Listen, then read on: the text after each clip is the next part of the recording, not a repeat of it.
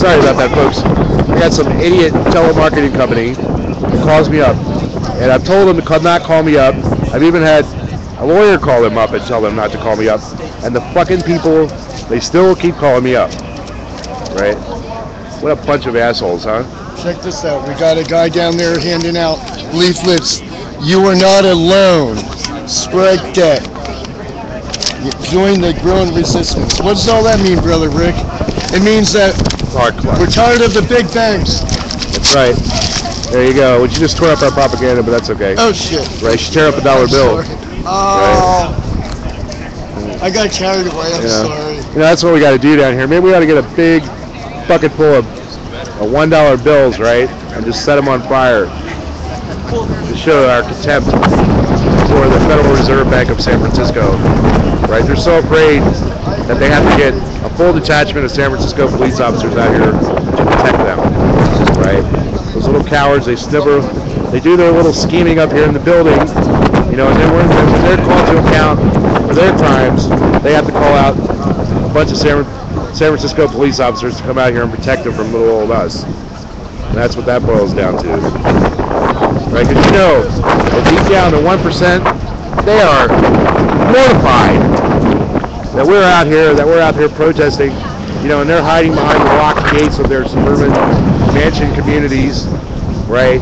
And they're like, I know they're really scared, you know, or else they wouldn't have to have such security and such high security around their buildings, right? Because if they were great people, well, trust me, I've done security for a long time, right? And I never had to be afraid of anybody when I was doing security, because I always treated people with dignity and respect. It's unlike the people at the 1%, how they treat us taxpayers, us Americans today, right? It's basically like a cow. We're like cows to them, right, that can be milked for money. And anytime they want some extra bucks, when they have to go out and buy a new yacht or a new diamond, right, then they just milk us for more money, you know? And they milk, believe you me, these police officers are getting milked the same way that we are out here for money. So don't doubt that. Anyways, just turn it into a little Clark commentary. Just let me know when you're bored and I'll stop talking. I've been feeling really good lately. I quit eating meat a couple of months ago. I quit eating sugar. I quit drinking milk. No eggs, no cheese. I'm doing a strict vegan diet, and I only eat raw, fresh vegetables. You know, I do heat up my tortillas every once in a while, but I'm on the raw food plan. And I got to tell you that, you know, if you're feeling sluggish and you're tired all the time and all that good stuff, you know, become a vegan. It's really, really good for you. I'm not going to sit there and preach to you about, you know, how bad meat eating is. I just want to tell you that if you want to feel really good, quit eating meat, and you will feel great. I feel fantastic. I have more energy now than I have had in years. How do you do that? You just stop, right? Instead of eating meat, you go down to the store, right? Your organic vegetable store and fruit stand, and you buy organic fresh fruits and veggies. And instead of cooking them, you eat most of the stuff raw, right? You just cut it up, right? You can cut just about anything up and eat it raw. And it's really, really good for you. Really, really good for you. And you'll just feel so much better. And of course, you have to eat a lot more, right? Because your body is not tricked by meat into like feeling tired, right? So you eat more, but when you're a vegan, your food costs are so much lower, right? Because when you're vegan, yes. Right? It costs me about $5 a day. We're meat eaters, him and I. Yeah. You stay off of the meat. Stay off the meat. Right? You feel better, your mind is clearer, right? You don't have to sleep so much. You know, your skin changes, your poops change, right? They're not smelly anymore, your body odor changes, right? And there was a time out there, folks, that old Clark wouldn't date a girl unless she was a vegan or a vegetarian, just because of the odor. Anyway, maybe I'm getting a little too personal for you. See, this is what happens when I get bored. Inevitably, the conversation turns to sex.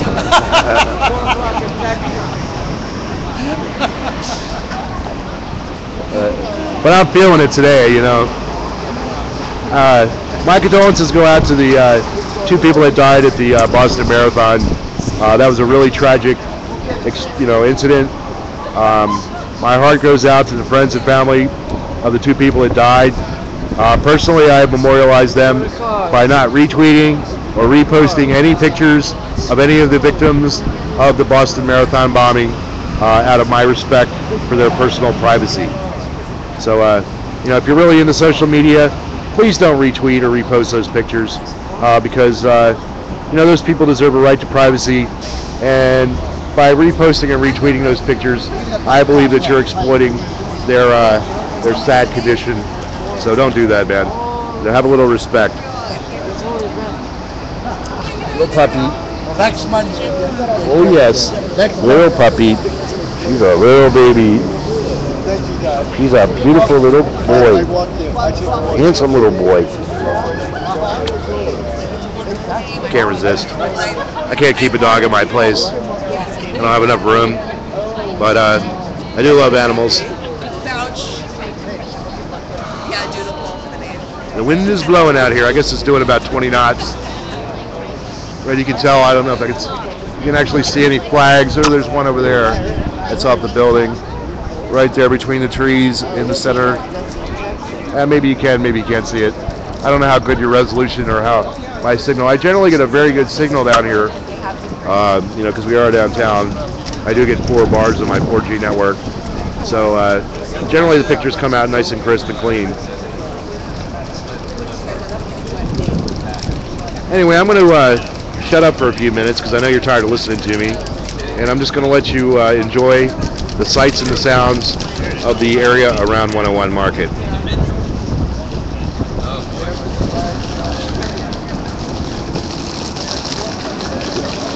Is there anybody with a bullhorn down here? Yeah, we should do some chants or something at least, huh? It's kind of lame just to stand around, you know. I mean, I could do this at home. Just teasing. And it's 4 o'clock. Time is like, isn't it 4 o'clock? Yep, 4 o'clock.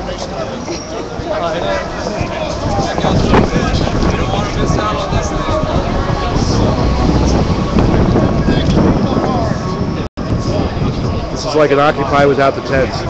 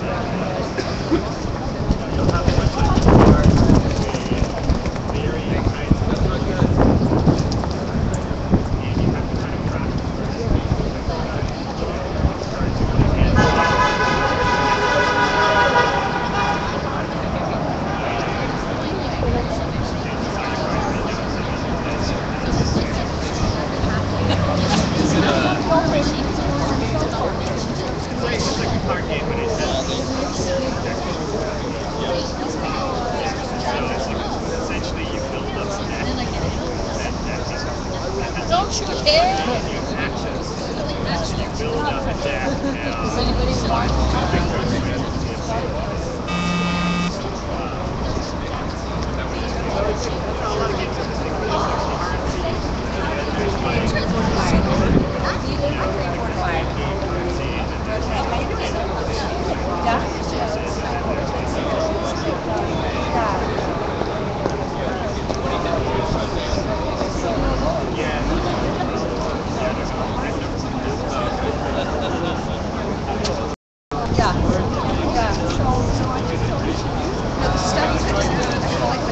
Yeah, I went through a brief period where I was really hating on the SFPD, and I'm telling you, I'm a hater.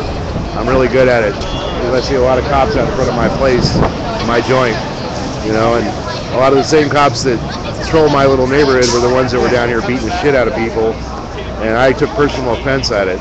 So every time I saw a cop on my street, I would ask them how they liked beating up occupiers, and they'd scurry on down the street, running away from me. I was going to say, right? I have that effect on the police department. We can do it right here.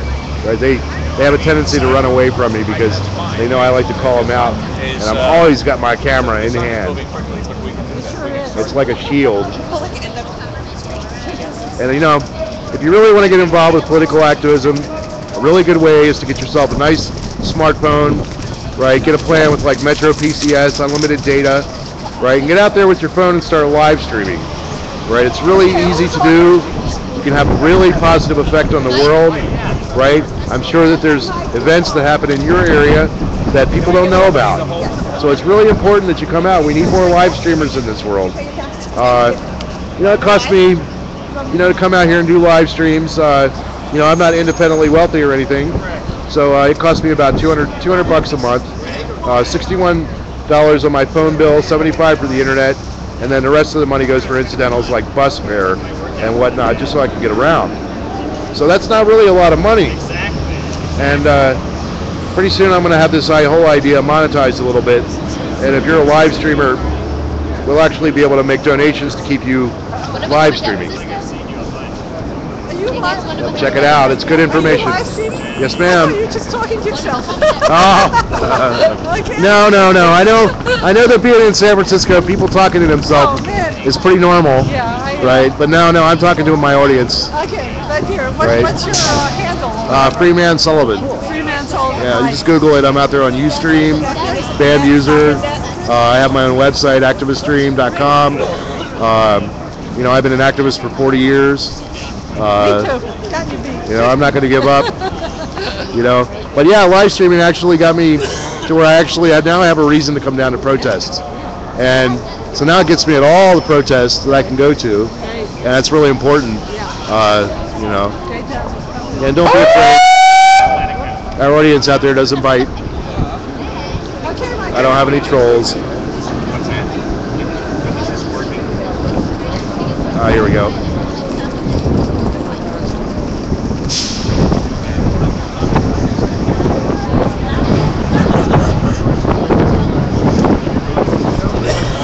You pay your taxes, right? Corporations don't pay theirs. Right? Some of these businessmen around here, ask them if they're paying taxes, right? I bet you a lot of them don't. How did they get out of paying personally? There's lots of ways.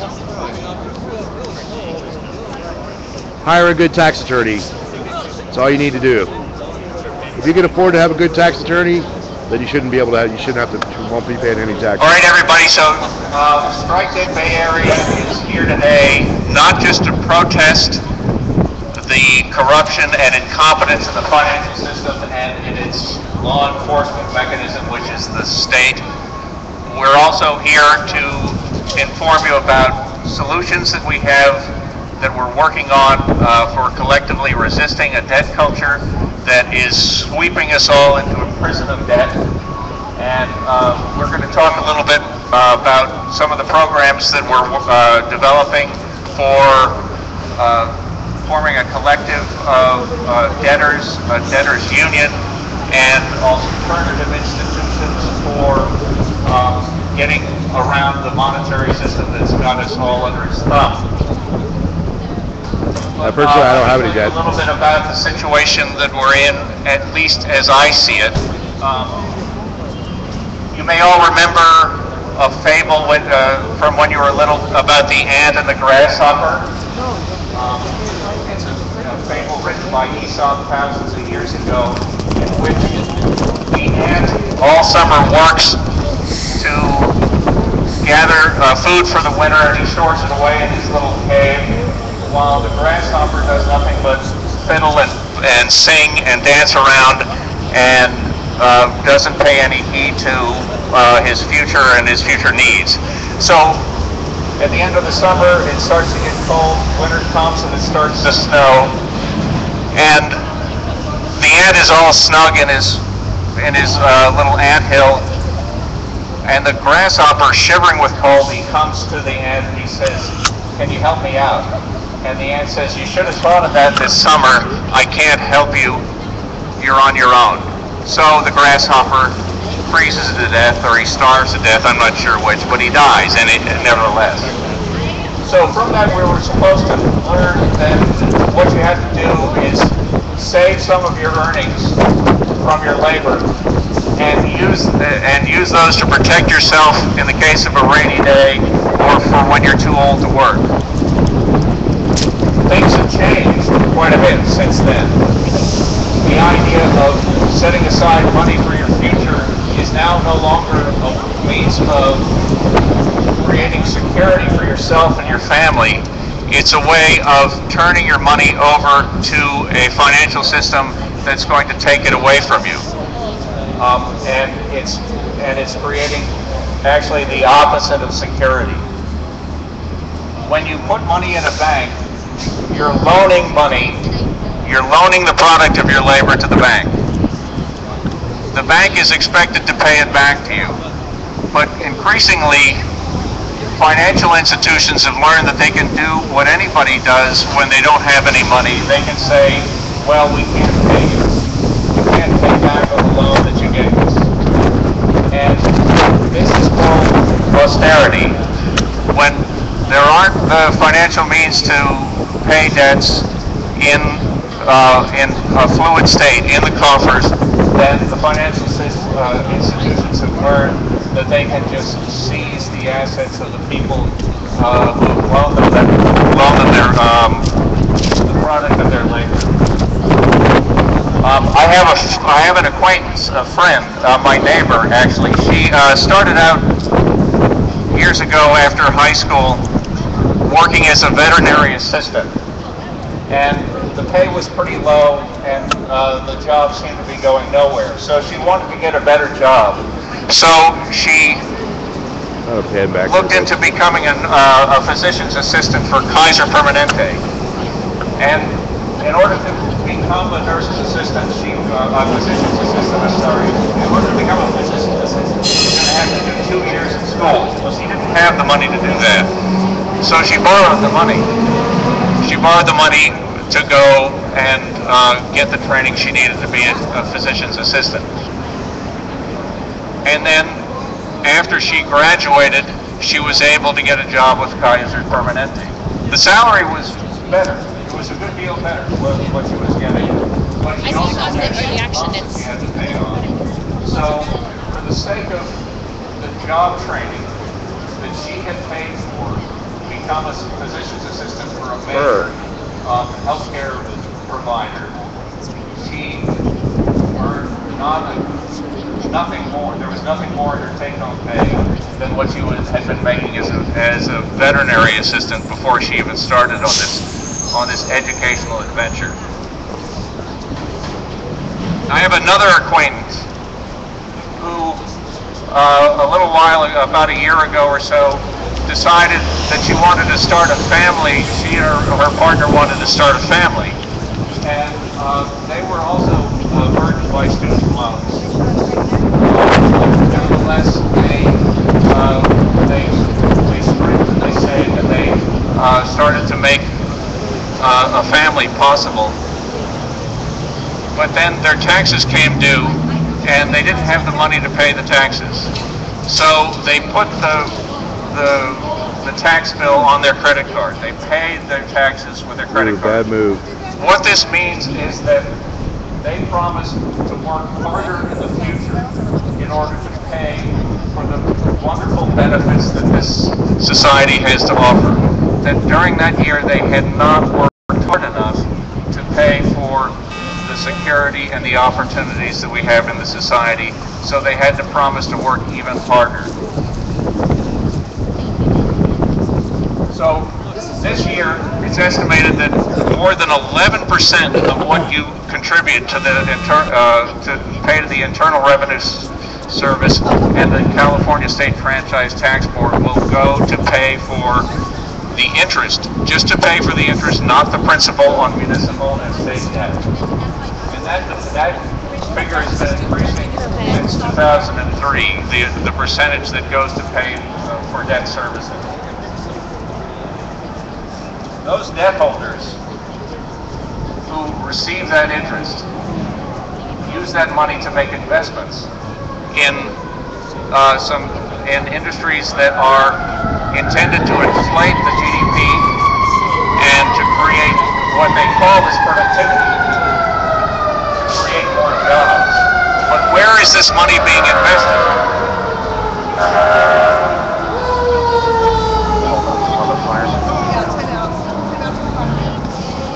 Where is this money being invested that they're taking in interest payments from Information on strike debt, why you pay taxes, banks from don't. income tax payments? It's Information on going to strike the debt. defense industry.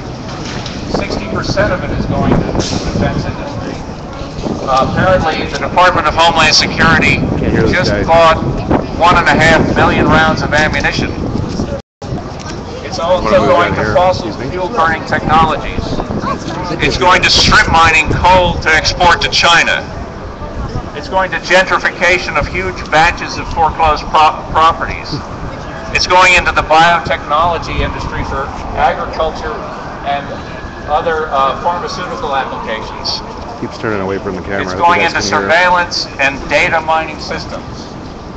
It's going to the militarization of the police and other law enforcement bureaus and branches. It's going into the creation of private prisons. It's going into political campaigns. And it is also going to pay for legal fees, to pay lawyers. The reason this system is so well entrenched is because the financial industry has the best lawyers in the world who can win any case under any circumstances. So when the capitalist pigs talk about getting things back on track, that track is not where I want to be. That track is going to take us to 1984, to a miserable, rigid class division where those of us who provide things society really needs are enslaved by the ones who can pay for the best lawyers. A lot of us around here will wind up serving people who live in Woodside, Black Hawk, and up on Nob Hill. That's where getting back on track is going to take us. Because of the investment decisions of the corner office holders, the wealthy exhibitionists, we're all pressured into making investment decisions to get by. How about making and doing things that people need? Why isn't that enough to pay for the security and opportunity you and your family deserve? There's enough for everyone to have those things. This society is plenty wealthy enough for all of us to have the security and the opportunities that will make it possible for us to get out of this prison of debt that we're being swept into. Yeah, I know it's hard to hear him because of he's moving around. What good are these bankers? I can't help that, folks. Read the sign in the window. The sign in the window right over there. It says, the Fed regulates and supervises banks to help ensure a healthy, safe, and sound banking system. Yeah, and austerity too. Don't forget austerity. I'll tap him on the shoulder if it gets too annoying. When it comes to a choice between all kinds of weapons or a college education that you don't have to spend the rest of your life paying for, these financial wizards, or alchemists might be a better word, send more money to the Pentagon than the Pentagon is even asking for. Why should we have to pay so much for education? Try to turn the camera away from the wind. Why should we have to make career choices solely on the basis of salary opportunities? Why do we have to pay so much for job training? Say you're 18 years old and you just graduated from high school and you want to go to college, but your family doesn't have any money to pay for college. You have to take out a loan. Immediately, you have put on the jacket of debt that you're going to be wearing for the rest of your life. You'd be a slave. You're going to have to borrow money to buy a car, to pay for a place to live, to cover health insurance costs that supersede what your insurance company is willing to pay for. And so you will never get out from under debt until you're put in the ground. This is a limitation on freedom. This controls the choices that we have to make in life just to cover just in order to make payments on our debts. And the idea that we're going to get out from under it at any time is a pipe dream. It's not going to happen, and more of us are being swept up by it, by these phony financial crises that result in asset seizure of people who cannot afford to lose their assets, and the collection of wealth by people who make catastrophic choices with what to do with it. So I'm going to shut up now, and I'm going to give somebody else a chance to talk. Yeah, get Jane. Jane wants to talk. Jane. Are you ready? I am. Good, good.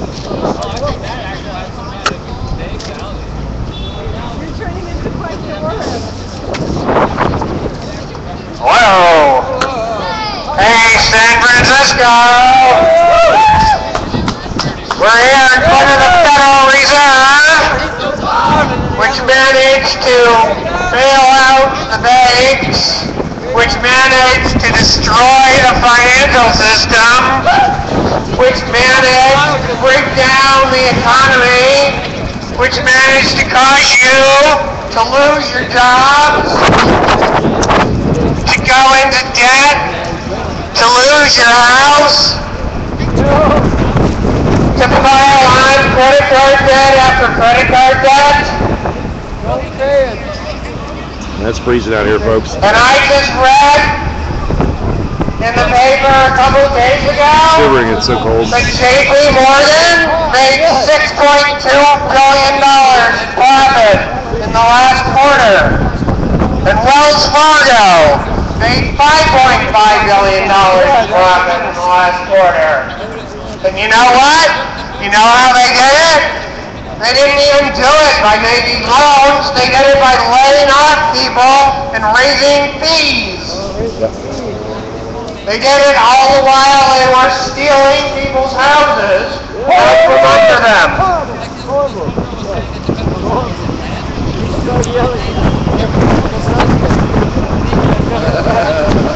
They stole people's houses, and then they got up, and then all of a sudden, boom, record profits.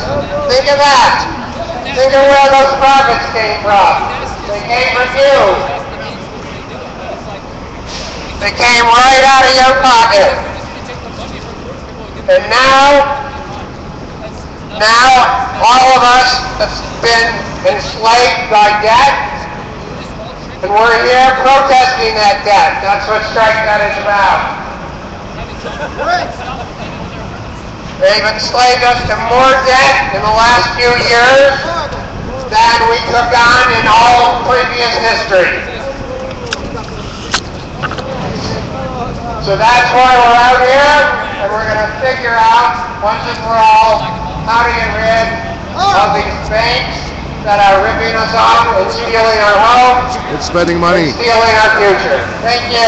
Thank you. Yeah. Say it loud and say it proud, brother. So, you know, I'm a veteran of the 60s too, folks. I remember all those political anthems that people used to say. Burn, baby, burn was always my favorite one. Huey Newton from the Black Panthers. Right, because America in those days was really, well, it's more fucked up today, but in those days it was pretty bad too. And it's cold out here, folks.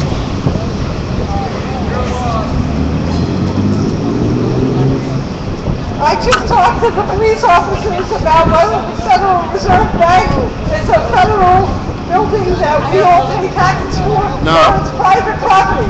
No. And even the police officers are saying it's private property. You realize that the people who are making decisions about the government are not part of the elected government or even the appointed government? This is what we're up against. who really owns this economic system.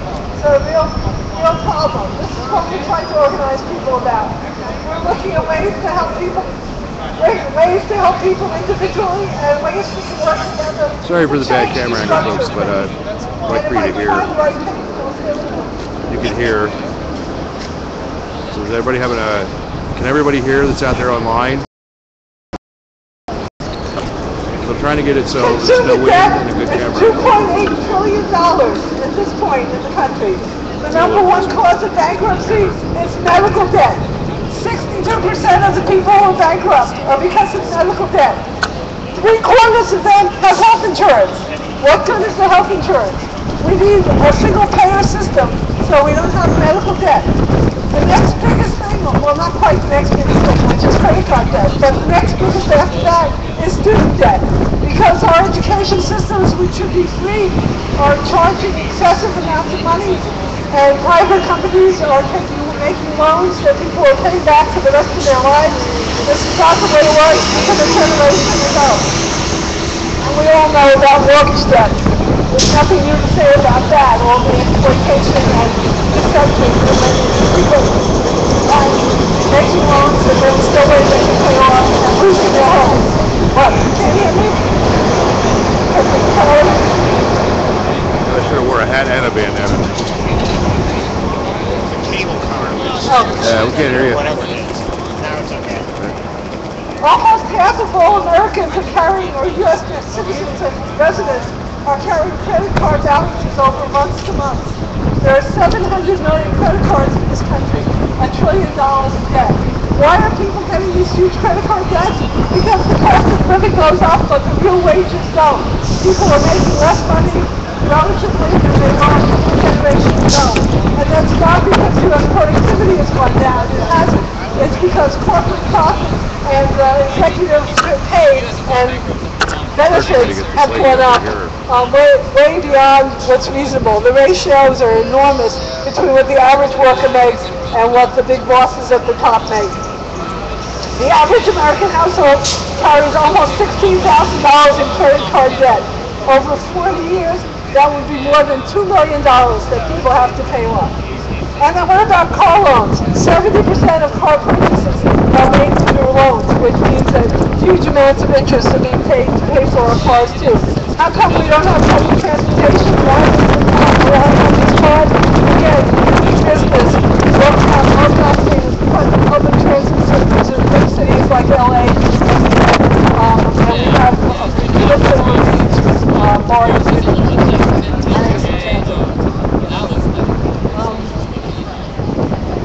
We can't hear a word you're saying there, hon. She can't hear. You can't hear a word I'm saying. What is that? I think it's also interesting to think about municipal debt as well, because it's not just individuals who are dealing with debt, but governments. Because the wealthy folks are not paying their share of taxes anymore, governments are having to borrow money instead of getting it through taxation. And who do they borrow from? Those very same wealthy people who aren't paying taxes. So what do? They make money by lending the money. Not only do they make money from the interest on the bonds they buy, but they don't even have to pay taxes on the money that they make. This is the kind of crooked system that we're dealing with. So here in Strike Debt Bay Area, we're trying to come up with solutions both to individual debt and to municipal and other levels of debt. We've had enormous assemblies on to break down shame and isolation about debt and together generate collective solutions, bargaining together, buying back debt on the secondary market at pennies on the dollar, and other solutions to be determined. Join us. Thank you. Yay. Okay, next time get somebody to hold the megaphone for you. Yeah. Right. Man, I'm cold. I hope this thing ends quick. I'm sorry, folks. But it is. Like 30-mile-an-hour winds down here. It's about 55 degrees, which wind chill probably makes it about 30, 35 degrees. I've got 2 shirts, 2 coats. I've got long underwear on, and I'm still freezing. Brr. Sign I want. So we're not going to last much longer out here, unfortunately. Especially if there's not going to be any more speakers. I'm going to go home. I am cold. I don't know how occupiers managed to stay out here for so long, because this is not a good place to be in the spring. It is cold out here, literally cold. You could die of hypothermia out here real quick if you're just even a little bit damp. That's how cold it gets out here in San Francisco. We get nice high temperatures for the day, and it's great when you're out in the sun. Right? Once that wind starts howling, which it does, starting at this time of the year, all the way up until November, every day around 3, 4, 5 o'clock, we get a 20-mile-an-hour wind that blows in off the ocean, and of course it blows all the smog away, and we really like that. We got wonderful fresh air here, but it's cold. So I'm going to be here for a couple more minutes just to bring you up to date on what's going on around the Bay Area. This Thursday out at City College, we're going to be having an Earth Day extravaganza sponsored by Green Corps of City College of San Francisco. We'll be out from 9 until 5 p.m. That's at the Ocean campus. To get out there, you need to take the K. That'll leave you off right in front of City College. And yours truly, the Bedroom DJ, will be making a rare public appearance. I'll be spinning your favorite psychedelic house and techno from 12 to 1 p.m. We'll be having a live stream that's going to be going on most of the day from there. On Monday, Earth Day, the true Earth Day, we'll be out at 75 Hawthorne Street at 12 noon Pacific Savings Time. So we'll be out there, so check us out. That's Monday, April 22nd. Tuesday, April 23rd, we'll be at Social Security Administration at 97th Street. That's downtown San Francisco. We're going to be out there protesting Obama's Social Security cuts. So if you want to know about what's going on, just get on Facebook and search for No Cuts, or you can go to Activistream, that's ACTIVISTREAM.com, and I try to post all the events and the latest information there. Well, you know, being a California person, I'm a really big wimp, so I'm going to go home, baby, where it's warm. And you guys have warm thoughts for me. Send me lots of love out there. I know you love me, and I love you back as much as possible. That's why I come out and do these live streams, because I love all you folks out there. And I just like to let you know that. I'm not being overly sentimental or anything, but I do care. Anyway, this is FreemanSullivan signing off, and you all have a wonderful evening.